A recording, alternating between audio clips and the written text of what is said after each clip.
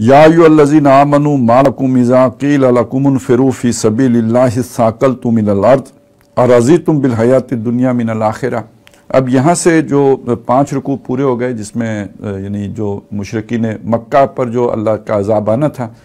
اس کا ذکر تو یہاں پورا ہو گیا۔ یہ جو ہے سورہ توبہ، اس میں اس اعتبار سے نبی اکرم صلی اللہ علیہ وسلم کی جو بعثت کے 2 رخ ہیں وہ بہت نمایاں ہو کر اس سورہ مبارکہ میں ہمارے سامنے آتے ہیں۔ یہ جب ہم سورہ جو جمعہ جا کے پڑھیں گے تو وہاں بہت واضح ہو کے یہ بات سامنے آئے گی کہ نبی صلی اللہ علیہ وسلم کی ایک بعثت خصوصی ہے اور ایک آپ کی بعثت عمومی ہے۔ قرآن مجید میں ہم یہ تو پڑھتے ہیں کہ وَمَا أَرْسَلْنَاكَ إِلَّا رَحْمَةً لِّلْعَالَمِينَ، نبی ہم نے آپ کو نہیں بھیجا مگر سارے جہان والوں کے لیے رسول بنا کے بھیجا ہے، اور وَمَا أَرْسَلْنَاكَ إِلَّا كَافَّةً لِّلنَّاسِ بَشِيرًا وَنَذِيرًا، اور ہم نے آپ کو نہیں بھیجا مگر تمام انسانوں کے لیے بشیر اور نذیر بنا کر بھیجا ہے۔ اس سے جو بات سامنے آتی ہے وہ ہے کہ جو ہم سب کو معلوم ہے، ہمارے عقیدے میں شامل ہے کہ آپ صلی اللہ علیہ وسلم کو اللہ تعالیٰ نے پوری دنیا کے لیے رسول بنا کے بھیجا ہے۔ یہ چیز آپ صلی اللہ علیہ وسلم کو باقی انبیاء اور رسول سے ممتاز کر دیتی ہے، اس لیے کہ باقی سب اپنی اپنی قوموں کی طرف آئے، اپنے اپنے علاقوں کے لیے آئے، یہاں تک کہ حضرت مسیح علیہ السلام کا بھی ہے، ہم پڑھائیں رسولاً الی بنی اسرائیل، وہ رسول تھے بنی اسرائیل کی طرف، یعنی ان کو یہ جو اب جو پوری دنیا میں عیسائی لوگ تبلیغ کرتے پھرتے ہیں، یہ حضرت عیسیٰ علیہ السلام کی بعثت میں یہ کام شامل ہی نہیں تھا۔ آپ تو صرف بنی اسرائیل کو دعوت دینے آئے تھے، نہ کہ دنیا بھر کو دعوت دینے آئے ہوں۔ یہ صرف محمد رسول اللہ ہیں صلی اللہ علیہ وسلم، جن کو اللہ تعالیٰ نے ساری دنیا کے لیے رسول بنا کے بھیجا۔ لیکن یہ کہ آپ صلی اللہ علیہ وسلم ہندوستان نہیں آئے، آپ ایران نہیں آئے، آپ جو روم نہیں گئے، تو آپ کا جو اس لیے ہم کہتے ہیں کہ آپ صلی اللہ علیہ وسلم کی 2 بعثتیں ہیں۔ ایک بعثت خصوصی ہے جہاں آپ نے وہ پیغام خود بنفس نفیس پہنچایا ہے، اور ایک بعثت عمومی ہے جہاں آپ کی طرف سے آپ کے امتی وہ پیغام لے کے پہنچیں گے یا انہوں نے پہنچایا۔ یہ 2 علیحدہ علیحدہ بعثتیں، اور ان دونوں کا ذکر اکٹھا اللہ تعالیٰ نے سورہ جمعہ میں کیا ہے کہ هو الذی بعث فی الامیین رسولا منہم یتلو علیہم آیاتہ ویزکیہم ویعلمہم الکتاب والحکمہ وان کانوا من قبل لفی ضلال مبین۔ یہ جو امیین ہیں، جنہیں بنی اسماعیل ہم کہیں گے، جو جزیرۃ العرب میں اور خاص طور پہ جو مکہ اور اس کے ارد گرد جو لوگ آباد ہیں اور ان کے جو متبعین ہیں، یہ ہیں وہ کہ جنہیں ہم امیین کہیں گے۔ ان امیین کی طرف نبی صلی اللہ علیہ وسلم کی وہ بعثت ہوئی ہے، اور ان پر اتمام حجت کرنا نبی صلی اللہ علیہ وسلم پر یعنی ذاتی حیثیت میں گویا ان کی ذمہ داری تھی، اور انہوں نے اپنی ذاتی حیثیتی میں اسے انجام دیا، اور جب اس سطح پر وہ کام مکمل ہو گیا، حضور کی زیر نگرانی، زیر قیادت ایک جماعت وجود میں آئی اور اس نے وہ دین غالب کر دیا، تو اب حضور نے جب پوچھا کہ الا هل بلغت، تو میں نے پہنچا دیا، تو یہ گویا وہ کام جو تھا وہ تکمیل کو پہنچ گیا۔ لیکن یہاں پہ کام رکتا نہیں ہے، بات اس سے آگے چلتی ہے، اس لیے کہ اسی سورہ جمعہ میں پھر اس کے بعد کچھ اور لوگوں کا ذکر ہے، وَآخَرِينَ مِنْهُمْ لَمَّا يَلْحَقُوا بِهِمْ، اور وہ کچھ دوسرے ہیں، یعنی ان امیین کے علاوہ بھی کچھ ہیں، اور یہ کچھ کون ہیں؟ یہ ساری باقی نوع انسانی ہے۔ وآخرین، یہ جو آخرین ہیں یعنی عربوں سے باہر، وہ ایرانی ہوں، وہ رومی ہوں، وہ ہندی ہوں، وہ سندھی ہوں، یا یہ کہ وہ انگریز ہوں، وہ کالے ہوں، یہ جتنے بھی ہیں یہ سارے آخرین ہیں، اور یہ آخرین منہم ان میں سے ہو جائیں گے، انہی میں شامل۔ یہ حضور صلی اللہ علیہ وسلم کی جو مان لیں گے تو وہ تو امت اجابت ہو جائے گی، باقی بھی ساری کی ساری امت دعوت کے طور پر رہے گی، یہ ساری حضور کی امت ہی کہلائے گی۔ لیکن اس میں یہ فرق ہوگا، قرآن کی اصطلاح استعمال کریں تو یہ امیین اور آخرین، یہ 2 ہیں کہ جن کی طرف نبی صلی اللہ علیہ وسلم کی بعثت ہوئی۔ امیین پر حضور صلی اللہ علیہ وسلم نے خود بنفس نفیس حجت قائم کی، اور حجت قائم کرنے کے بعد اب انہیں کیا کہا، جب یہ پوچھا تھا نا میں نے پہنچا دیا، اور لوگوں نے کہا انا نشہد انک قد بلغت الرسالۃ وادیت الامانۃ ونصحت الامۃ وکشفت الغمۃ، تو اس کے بعد فرمایا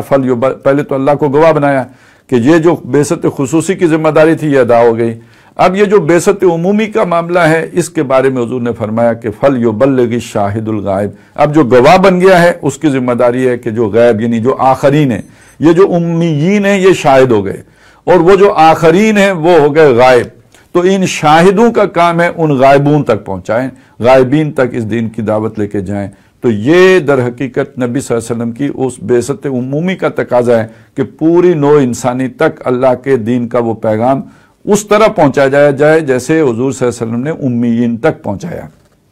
اچھا، اب یہ جو سورہ توبہ ہے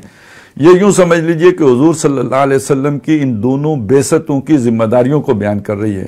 کہ یہ جو پہلے 5 رکوع جو ابھی ہم نے پڑھ لیے ہیں، ان 5 رکوعوں میں یہ بتایا گیا کہ جزیرۃ العرب کی حد تک جو آپ کی وہ بعثت خصوصی تھی یا جو بعثت الامیین تھی وہ کام پایا تکمیل کو پہنچ گیا۔ پورے جزیرۃ العرب سے جو مشرکین ہیں ان کا صفایا ہو گیا، امیین کی تطہیر ہو گئی، اور یہ سارے امیین اب جو ہے محمد جو بچ گئے ہیں وہ وہی ہیں جو محمد رسول اللہ صلی اللہ علیہ وسلم پر ایمان لے آئیں۔ اب یہاں جب یہ کام پورا ہو گیا تو اب اس کام کو آگے چلانا ہے، اور اب ان امیین نے اس کو آخرین تک لے کے جانا ہے۔ اور یہ جو اگلے 11 رکوع ہیں یہ حضور صلی اللہ علیہ وسلم نے آخرین کی طرف جو اپنے کام کا آغاز فرما دیا اپنی زندگی میں، اس کا آغاز کر کے امیین کے سپرد ماننے والوں کے سپرد کر دیا۔ یہ 11 رکوع جو آگے آ رہے ہیں یہ اس سے بحث کرتے ہیں۔ تو اس حوالے سے جو واقعات پیش آئے ہیں، یہ تو میں نے اصولی بات آپ کے سامنے رکھی ہے، تو واقعات کا تسلسل کچھ اس طرح ہے، اور یہ بات بھی اپنی جگہ بڑی اہمیت ہے اور سمجھنے کی ضرورت ہے کہ نبی اکرم صلی اللہ علیہ وسلم نے جو خطوط لکھے ہیں،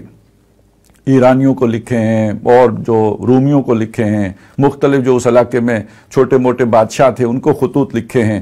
تو یہ خطوط آپ نے کب لکھے؟ یہ بہت اہم سوال ہے اور اس کا جواب بڑا اہمیت کا حامل ہے۔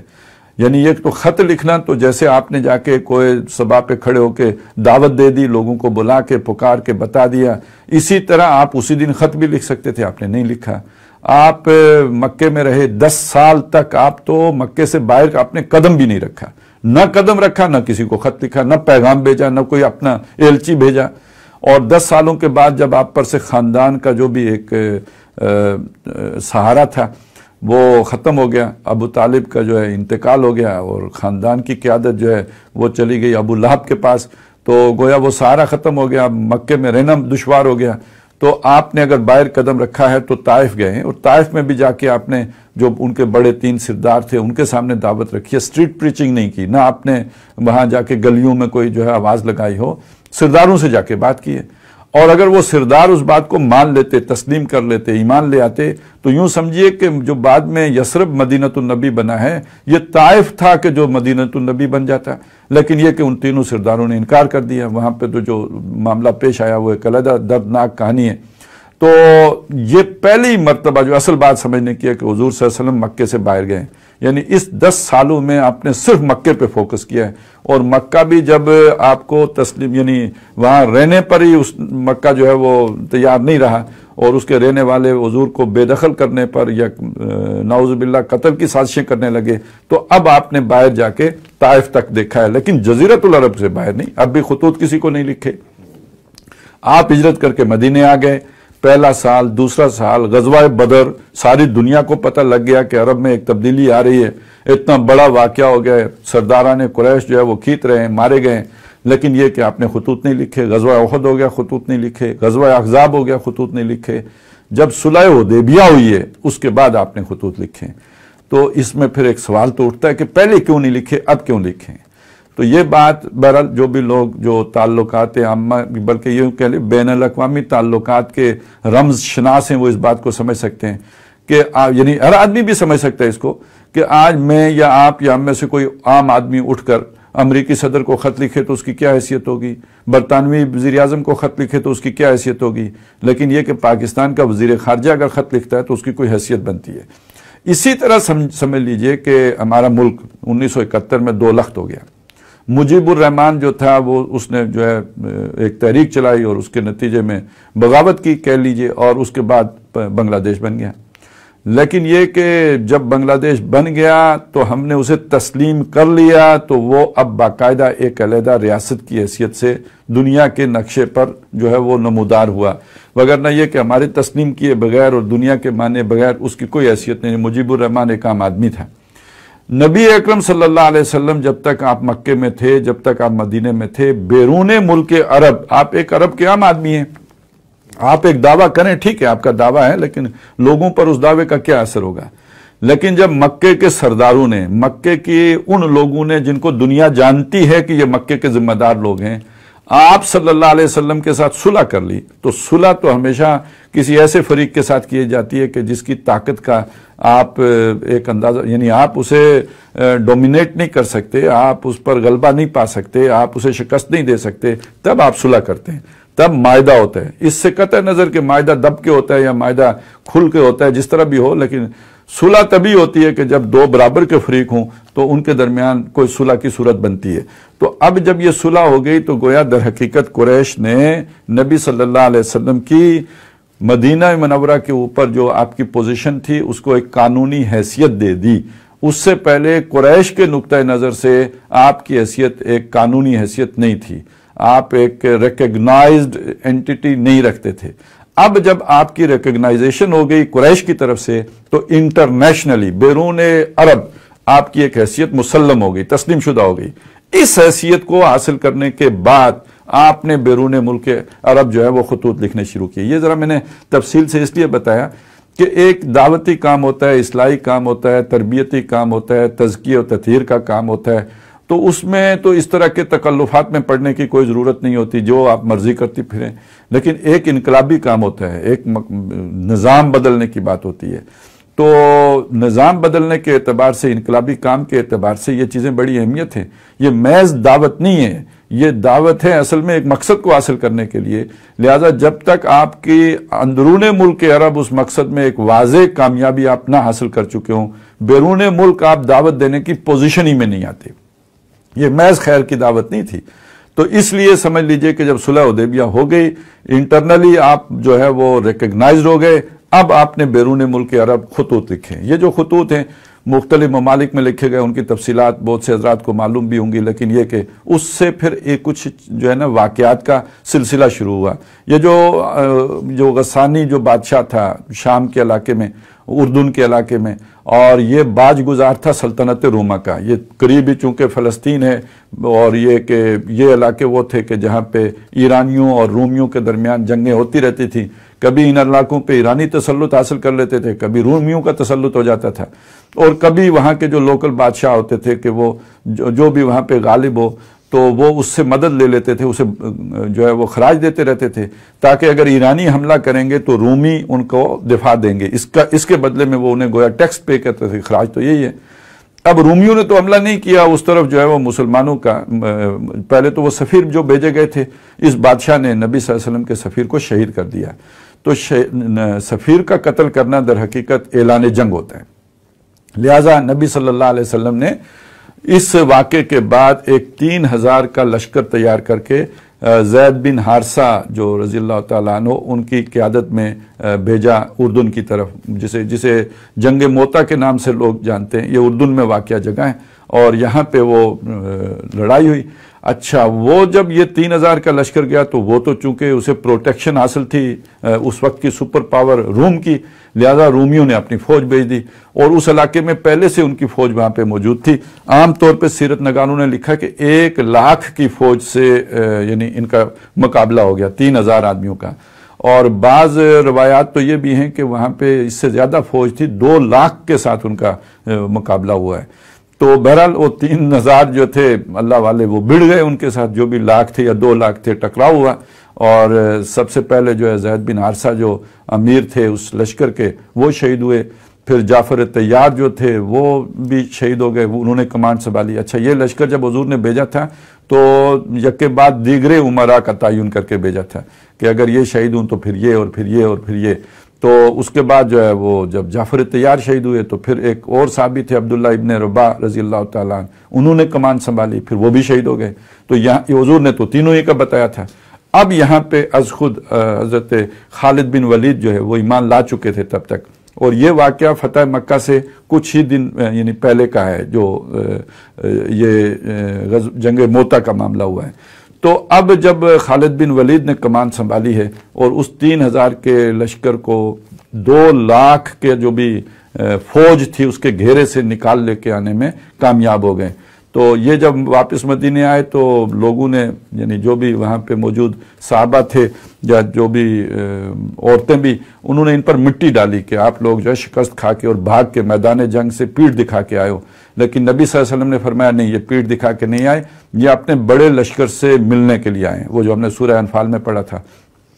اب اس دوران جب مکہ بھی فتح ہو گیا، پھر حضور صلی اللہ علیہ وسلم نے ایک بڑی تیاری کی اور اس میں اپنے 30,000 کا لشکر جرار جو ہے وہ تیار کر کے تو بھیجا ہے. آپ خود اس کی آپ نے کمان سنبھالی ہے اور آپ نکلے ہیں مکے سے، مدینے سے، اور آپ نے یہ سفر اختیار کیا. طویل سفر ہے یہ، کوئی آنا جانا آپ کوئی سمجھ لیجئے 700 میل کے لگ بھگ بنتا ہے. 3 مہینے اس سفر میں آپ صلی اللہ علیہ وسلم رہے ہیں، اور یہ شروع ہوا ہے جو رجب کے مہینے میں شروع ہوا ہے اور رمضان کے اواخر میں جا کے اختتام پذیر ہوا ہے. 20 دن نبی اکرم صلی اللہ علیہ وسلم نے وہاں جا کے قیام کیا. اور لیکن ہوا یہ کہ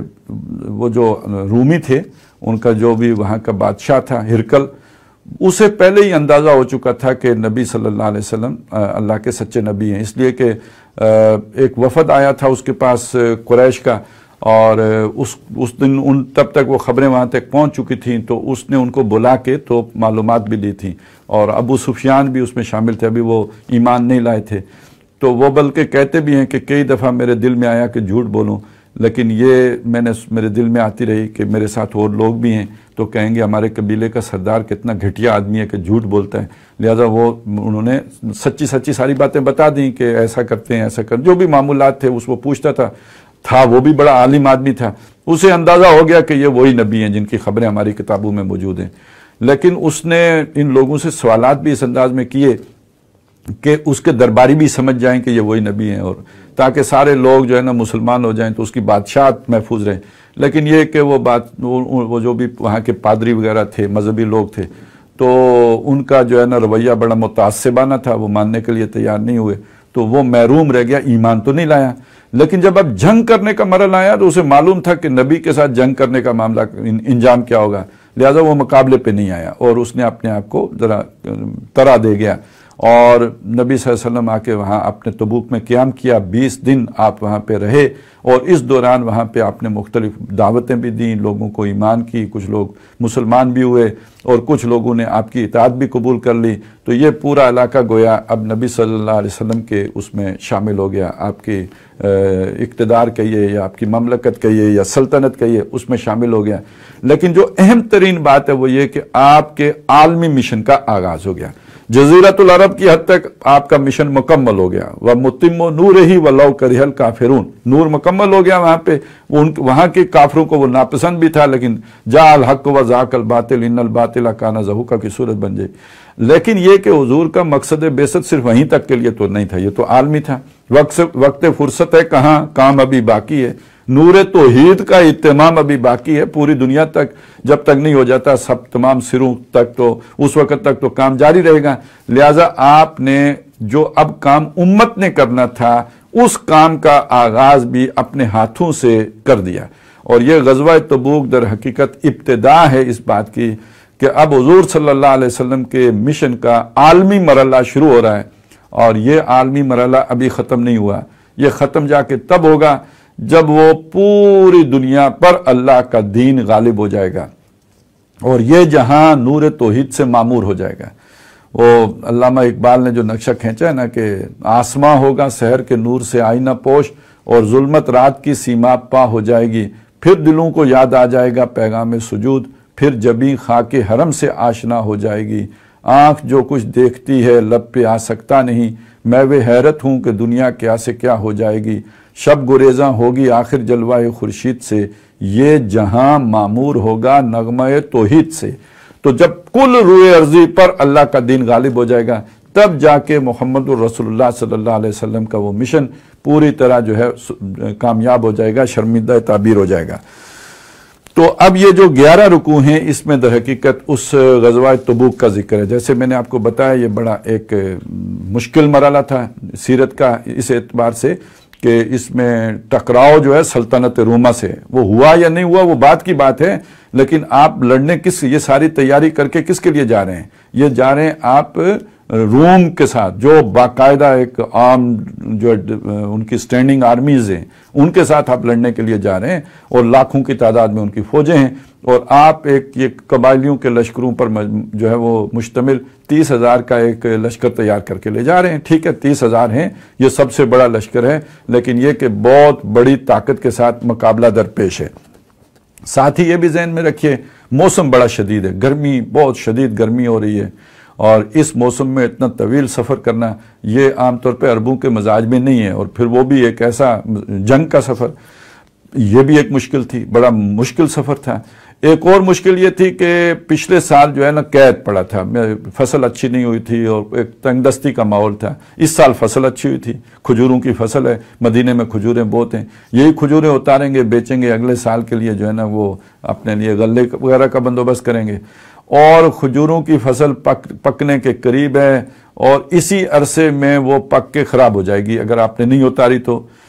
تو جانے کا مطلب یہ تھا کہ اگلے سال بھی بھوک ہی ہے، اس لیے کہ پیچھے یہ عورتیں تو نہیں کر سکتی کام، کیونکہ وہ بہت بڑے بڑے اونچے اونچے درخت ہوتے ہیں، یہ تو مردوں ہی کے کرنے کا کام ہے، اور اگر یہ چلے گئے مرد تو پھر یہ کہ پیچھے اگلے سال کے لیے بھی مسئلہ ہوگا، ایک پریشانی یہ بھی لوگوں کو لائق تھی۔ تیسری طرف مسئلہ یہ تھا کہ حکم یہ آ گیا تھا حضور کی طرف کہ سب نے جانا ہے، کوئی بھی نہیں رکے گا۔ یہ پہلا موقع ہے سیرت میں کہ جس میں اسے کہتے ہیں نفیر عام، یعنی ساری نفری جمع ہوگی اور اعلان عام ہو گیا کہ ہر آدمی کی شرکت اس میں لازم ہے۔ یہ یعنی ایک طرح کا فرض عین کی سی صورت بن گئی کہ یہ کفایہ وغیرہ کا مسئلہ نہیں ہے کہ ہمیں کوئی 5,000 چاہیے یا 10,000 چاہیے یا 3,000 کا لشکر چاہیے، بس اتنے آ جائیں تو کافی ہو جائیں گے، نہ، بلکہ یہ کہ سب نے چلنا ہے، ہر آدمی چلے گا، سوائے اس کے کہ جسے کوئی شرعی عذر ہوگا وہ آ کے بتائے گا، اس کو اجازت ملے گی، اور سلطنت روما سے ٹکر ہوگی، اور گرمی کا یہ موسم ہے، سفر اتنا طویل ہے۔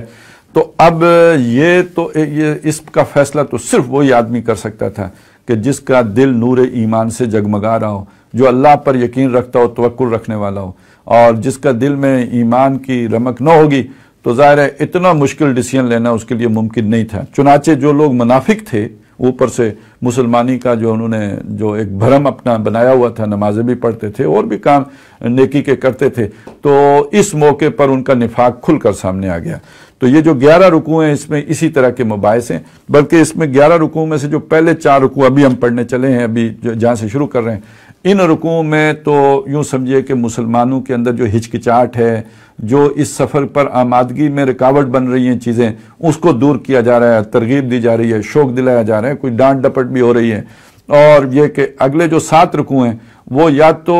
اثناء سفر میں نازل ہوئے ہیں، جو وہاں پہ مسئلے مسائل پیش آئے ہیں، کچھ اس طرح کی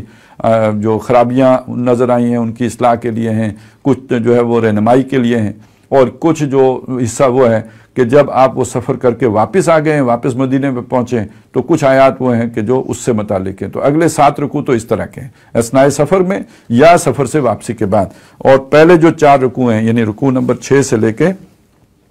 رکوع نمبر 9 تک، یہ وہ ہیں کہ جو ہم کہیں گے کہ اس میں آپ یعنی جانے سے پہلے ذرا ابارا جا رہا ہے، تیار کیا جا رہا ہے، شوق دلایا جا رہا ہے۔